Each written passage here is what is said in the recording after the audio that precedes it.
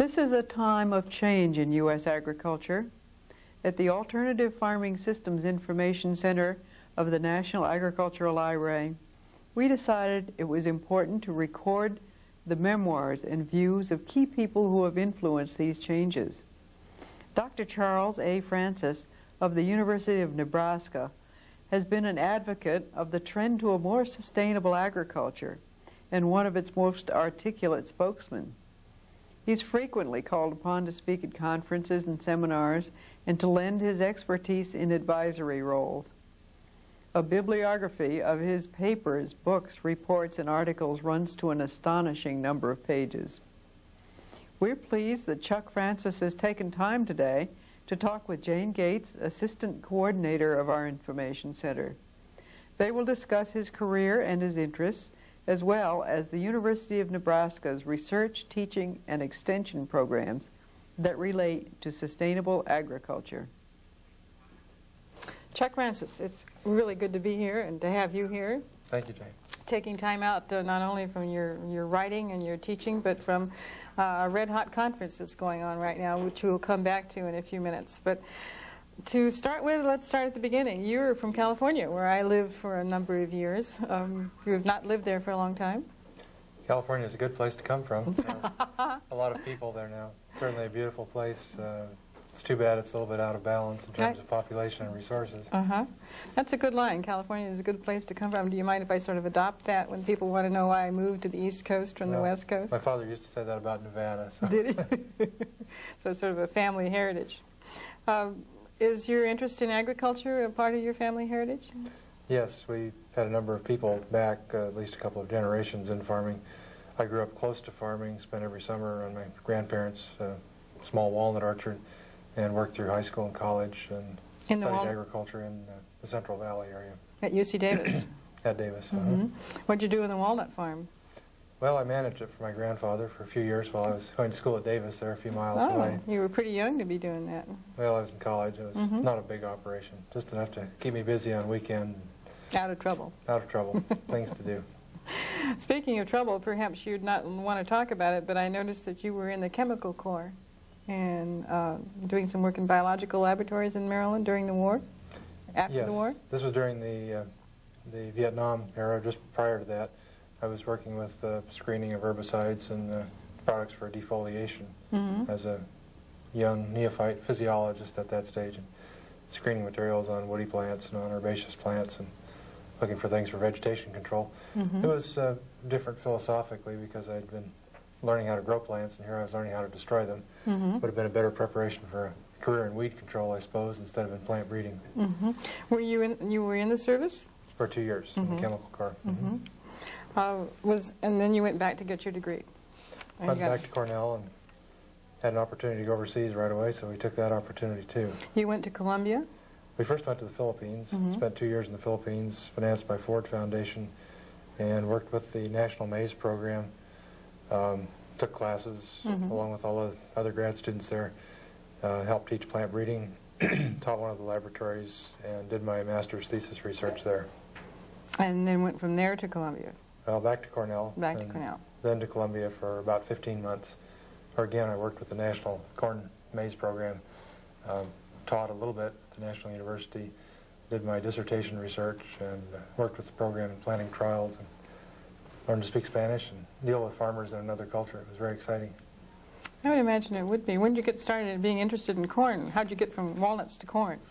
Well, we started at Cornell. Actually, there was an opportunity to go to the Philippines, as I mentioned, and that was the chance to change programs because I had to have an advisor, and the corn breeder happened to be going, so I changed crops from alfalfa to corn. So things just sort of fell into place. Yeah.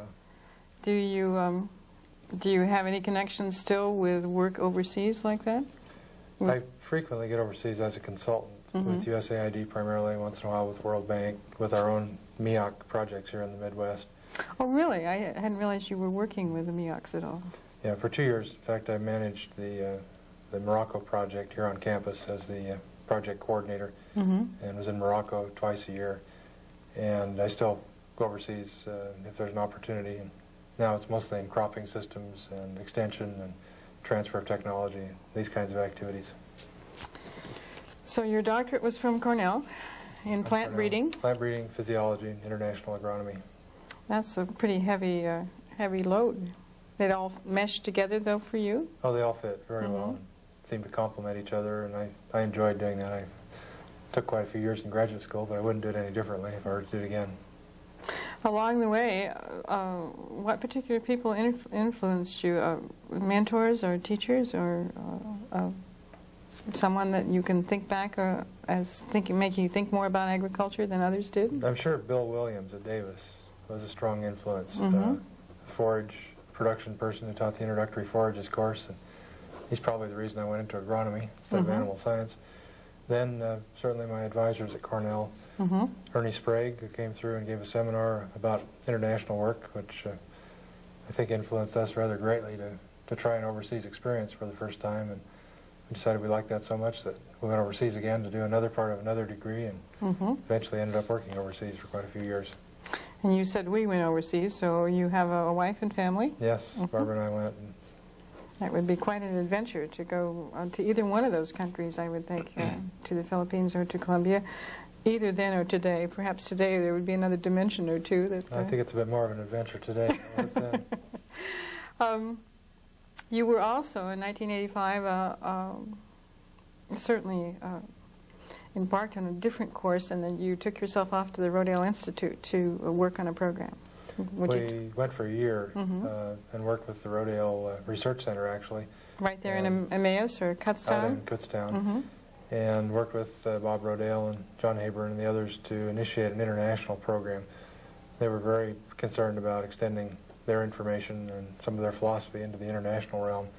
So I had the opportunity to work with them to outline some possibilities and do some traveling, explore some contacts, and we made some nice initiatives, nice starts in Tanzania, Botswana, and in Central America at that time, and they've since followed through on those and have quite an active program now in the Rodale Institute.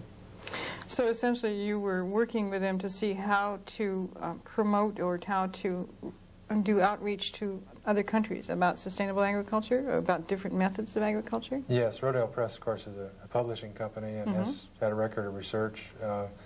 There was concern about how some of this philosophy, some of the results could be extrapolated into other environments, other countries, other cultures, and we spent a lot of time discussing how that might be done, whether it is in fact possible to transplant ideas, specific practices from one place to another. And we all appreciate that this is a very difficult thing to do, that philosophies may be similar, there may be similar objectives, but the actual practice is not nearly as easy as just translating a book or moving a particular idea to another place, because the systems farmers use, the decisions they make are so highly dependent on their resource base, educational level, family needs, overall goals, that often the specific formula or menu will not fit. So it has to be adapted. There's often a need for more research, for interviewing farmers, for traveling, for seeing what's going on, for identifying resources and constraints. So it's a very complicated business, as those in development know. Not just a simple matter of transposing a technology from one place to another. No, we've tried a lot of that over the years. We've tried a lot of shifting of technology from where it appeared to be very successful, and in some cases it does become successful in a new environment. Often it doesn't. Would one of your strategies be to train people who are native to that area in appropriate agriculture for them, or to help them learn what was appropriate? No question about that. And training, again, needs to be focused, just as it does for our students in this country or anywhere, on problem solving, on learning principles, and learning ways to apply those principles to solve the real practical problems of the world. Too often, I think, in education, we've done a memorizing trip and a regurgitating of that information. Yes, a lot this is of the last education. thing we need. We need people who can carefully, objectively, rationally examine the resources of a given situation, the goals of that farm family, or the goals of a government or a region, and then put those things together and find out what can be done. Obviously, we don't start from scratch in each case. We go back to our storehouse of knowledge, which includes your National Ag Library, includes this tremendous repository of information that's in the libraries and in the experience base of people around the world. But we don't necessarily apply any one of those ideas in a very direct, immediate way to each new situation, but rather we run it through the filter, the reality filter, if you want to call it that, and find out what really fits in a given situation. That's a very complex activity, and it must be a part of our educational process, in my opinion. We can't teach cookbook approaches. We have to teach some sort of problem-solving approach, some sort of process to people so that they can follow this and adapt to the changing realities, really. Do you think problem solving should be something that could be taught at a very young level, on the beginning of problem solving, say in the concepts of it in grade school? I think there's no question. We start far too early forcing people into fairly narrow tracks and making them regurgitate what you're teaching them. Right. I have a great pair of scissors that I often use as a prop. I should have brought them today. Well, that would have been fine. What do you do with them? What do I do with Pretend them? like you're holding the scissors. Yeah, I shouldn't have started by saying they're scissors, because that's part of the punchline. But in fact, they are a pair of scissors. Instead of having a hole on each side, they have two holes on each side. And we found these at church one day before we started our Sunday school class, Barbara and I. And I said to Barbara, I held up these weird scissors and said, "What in the world are these?" And she said, "I don't know what they are. I've never seen them before." I said, "What do you think they are?" "Well, I don't know. Let's ask the kids." So we asked the kids what they thought they were. These were 6- and 7-year-olds, first, second graders. They all had ideas. They had incredible ideas about what this weird little machine was for. Some said it was a pair of scissors for cutting something, and two people had to work together. And if you didn't work together, you couldn't cut. Another kid said, no, it's a new motor skill. You have to put 2 fingers on one side, 2 on the other, and do this kind of action. Another kid said, no, it's for the big kid to teach the little kid, or the teacher to teach the child how to do it. The large person puts the fingers in the outside holes and the small one in here. They do this. And they work together. Yeah. Another kid said, no, these 4 holes are not really for fingers. They're really for blowing bubbles. You dip them in and you blow bubbles. Well, we were struck by how creative they were, and I didn't even know for sure what they were for myself. But I took them to coffee the next day on Monday to my colleagues, university professor types, reasonably intelligent types of people, and I laid them on the table, and nobody had any suggestions at all. Now, whether they were afraid to venture, afraid to be wrong, more interested in something else, this was too trivial for them, or I don't know what, but 2 days in a row, being a scientist, I had 2 replications. I did it 2 days in a row. Nobody volunteered any ideas. Now, I guess I wonder, what is it in our educational process that knocks this creativity out of us, that forces us to not be excited, creative, risk takers? Yes, risk takers. Who are willing to follow some kind of thought process that allows us to explore all these possibilities. Must we be given the answer to everything? And somehow we need to, as you suggest, reform all the way back down somewhere, in my opinion.